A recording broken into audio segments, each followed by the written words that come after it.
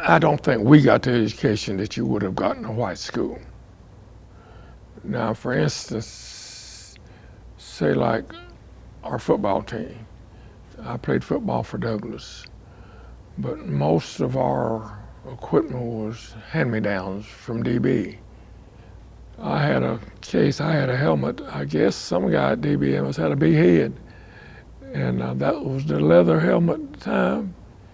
And I took it to the shoe shop and had it cut out.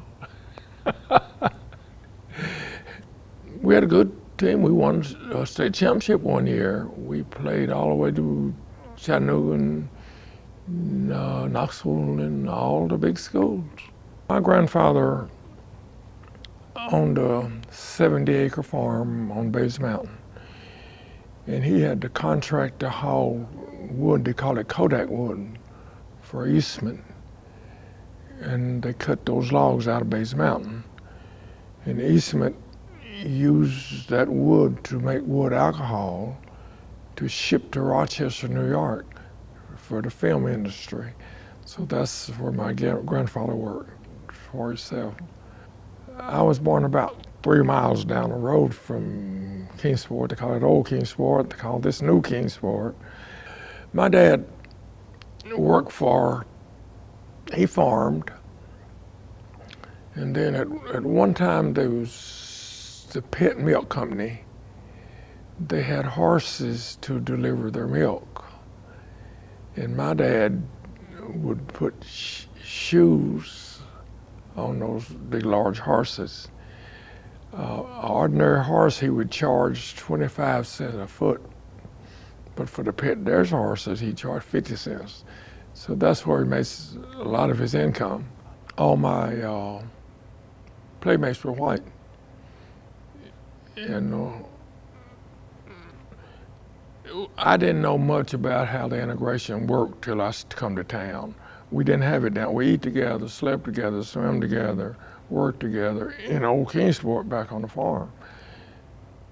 And I didn't know anything about the water fountains and all that. Once I come to Kingsport, when I seen about the water fountains and some of the things happened, I said, oh, I done left integration and come to a segregated town. That's what I felt about it. I went home with one of the boys, friends of mine, and I didn't know that people lived in a house with dirt floor. I know where we live in the country, it's all right for our horses and cows for dirt floor, but not people. Yeah, I started working for Eastman. See, I worked there for 38 years. And I worked as a janitor for several years. Then I made a group leader with the janitors. And then they started integrating, and I've got to leave the janitor and go out in production. And that was a blessing. And I learned to make a first operator, and then over the years I made a foreman.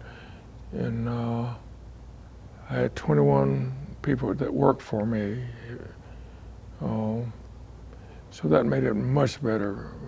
I figured East Tennessee was better, integration-wise, segregation-wise. I never traveled south. I never, with my family, would never go south.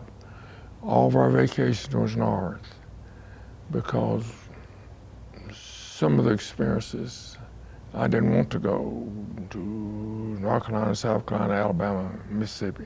Never in my life. When Myrtle Beach integrated, I took all of my children, the married ones too, and the grandkids to Myrtle Beach for a week so they could enjoy show them what life's supposed to be like. And but before we couldn't do that. V.O. Dobbins did so much for us. I think he leaned a little toward us country kids because he knew what we was going through, and he knew when we come to school it was cold, and I think him and his wife leaned towards us a little bit. I would look up to V.O. Dobbins. But I had some good memories and some not so good, but I still think East Tennessee is one of the best places in the States.